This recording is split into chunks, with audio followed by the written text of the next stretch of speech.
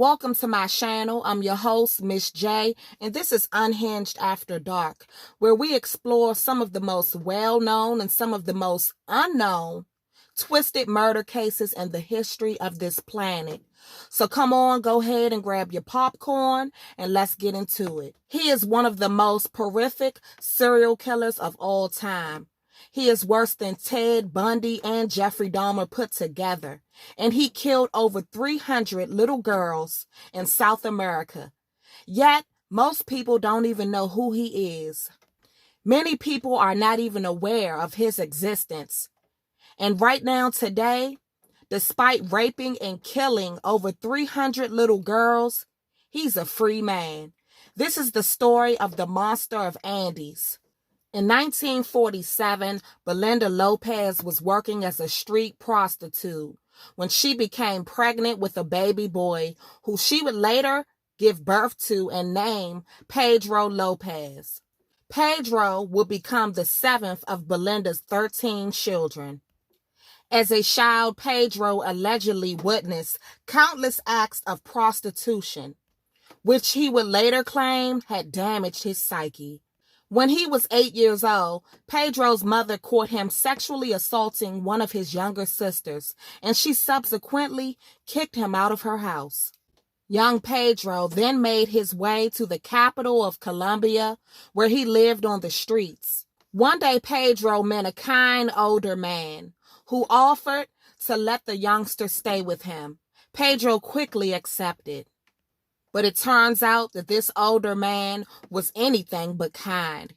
He was actually a sexual child predator, and the abuse and neglect of Pedro began almost immediately. Pedro was repeatedly sodomized and beat by this older man. Pedro finally ran away from this older man, and he went back to a life on the streets. When Pedro was 12 years old, an American family took pity on him, and they helped him to enroll in a school for orphan children. However, Pedro would soon run away from this school, claiming that while he was a student there, a male teacher had repeatedly sexually assaulted him. By the time he was 18 years old, Pedro Lopez was a hardened criminal. He made a living by stealing and then selling stolen cars.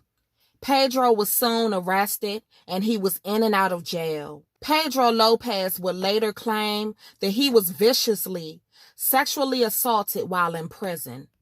Pedro claimed that he never forgot the faces of his attackers, and that before he was released from jail, he hunted these men down one by one, and he killed each of them. Allegedly, these were Pedro Lopez's first victims. Some might say that prison turned Pedro into a monster. Almost immediately after Pedro was released from prison, he began abducting, raping, and killing little girls all across the villages of Peru. Now, in 1978, Pedro was attempting to rape and abduct a 9-year-old girl when he was allegedly caught in the act by members of a native tribe. Disgusted by what they had seen, the tribe's elders ordered Pedro's immediate execution. Now, reportedly, an American Christian missionary who was living and ministering to the tribe pleaded with the tribe leaders to spare Lopez's life. The missionary stressed that they turn Lopez over to the Peruvian police, and relentlessly, they agreed. Lopez left the tribe with the missionary, who handed him over to the state police. But what they didn't know is that once the missionary departed, the police let Lopez go free. So now we have a case where this man who is raping, abducting, and murdering young girls is walking free on the streets. The police literally had him in their hands, and yet, for some reason, they let this man go. Now, I want to let y'all know that when this happened, When Pedro Lopez was caught sexually assaulting and attempting to abduct this 9-year-old girl, at that time in 1978, he had already allegedly killed over 100 young girls. When he was caught by the scribe and the missionaries, handed him over to the police. Just make sure y'all keep note of that. Now, after the police let him go, Pedro Lopez left Peru and he relocated to Colombia, where he continued hunting innocent young girls to sexually assault and kill. He later moved to El Salvador, where his sinister activities picked up steam. Now, at one point, this sick man, Pedro Lopez, even bragged to other people that he was killing approximately 3 little girls a week. So this is something that he was doing, y'all, and he was proud of this. And he was so proud of this that he was openly bragging to anyone who would listen that, hey, I'm killing all these little girls. Now, in 1980, Pedro was at a local market. And at this market, there was a young girl between the ages of 9 to 11 years old. And Pedro, was watching this little girl very, very intently. And at some point, he actually motioned. He took his hand and he motioned for this little girl to come with him. Luckily for her, she had a mother who was very in tune and very alert. And her mother, who worked in this market, sat there watching the whole thing. She saw Pedro staring at her daughter. She saw him trying to lower her daughter away, and she jumped into the middle of it and she intervened. The mother intervened. And not only did she intervene, but she took it one step further and she caught the attention of some local men who were also at the market, and they chased Pedro down and they wrestled with him, and they held him on the ground until the police arrived.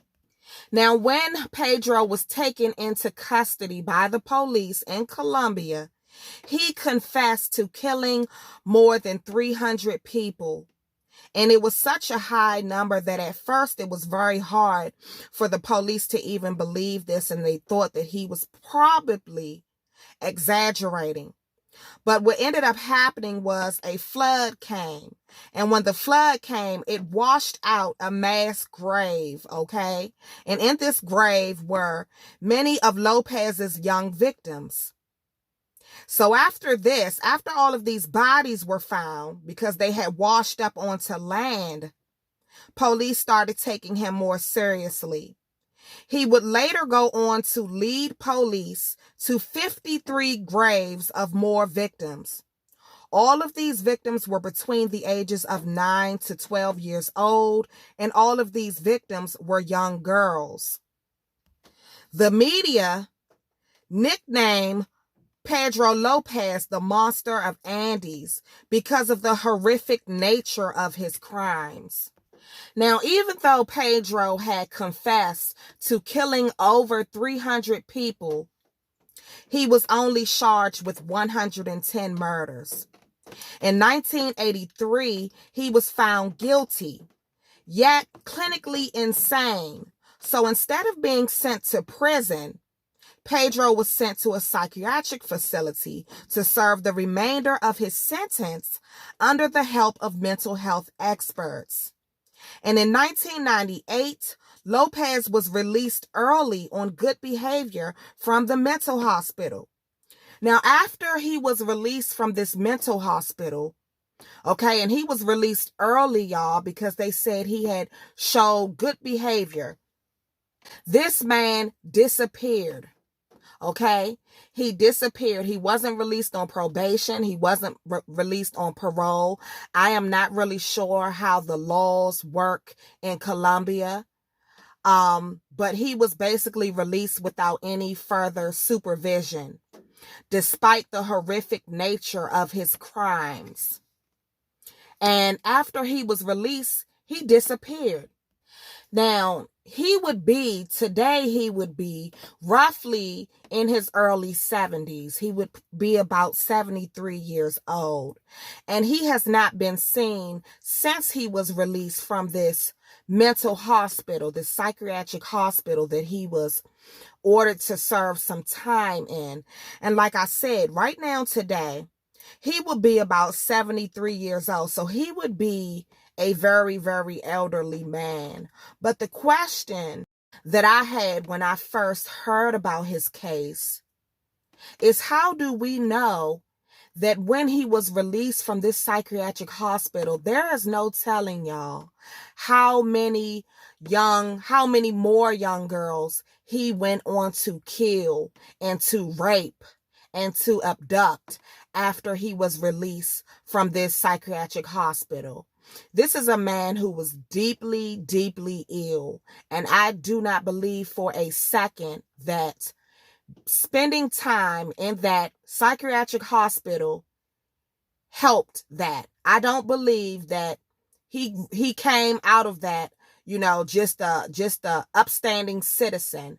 This is a man who had been literally killing young girls for years and years and years. And like I said in the beginning of this story, he was arrested at one point when the missionaries brought him in, and little did they know, the police actually released him.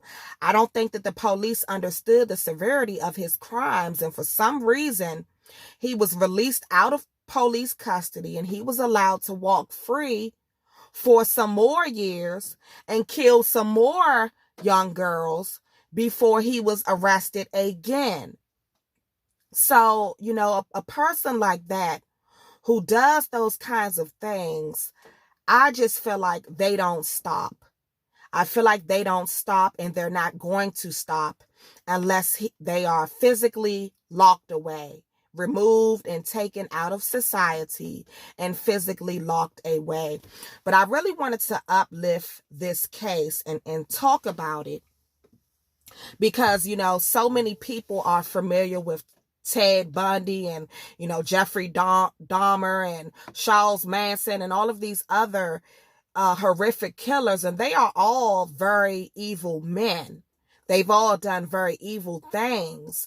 But in my opinion, Pedro Lopez was the worst of them all. And the fact that he is still walking around free somewhere today really makes my skin crawl as the mother of a 12-year-old girl, as the mother of, daughters. I have daughters. It makes my skin crawl, y'all. Even though he's an old man now, if he's even still alive, we don't know. But evil never really dies. So even if he is an old man now, he's still evil. He's still a scum. He's still, the scum of the earth. And the fact that someone like that could potentially be walking amongst us really rattles my bones, and it really makes my skin crawl. Y'all, this is it for today's episode. I am going to be doing some more episodes. Make sure that you stay tuned for that. I'm going to be doing some more cases. I want to shout out all my family on TikTok for rocking with me. If you have not subscribed to my channel, Unhinged After Dark, make sure that you do so, because we're going to be exploring a lot of cases, and we're going to be talking about a lot of, horrific cases, and really trying to dive into these cases. If you have any questions, comments, any cases that you think I should do on this channel, please do. By all means, feel free to drop a comment. And until next time, I'll see y'all later. Peace and love. And thank you for rocking with Miss J, Unhinged After Dark.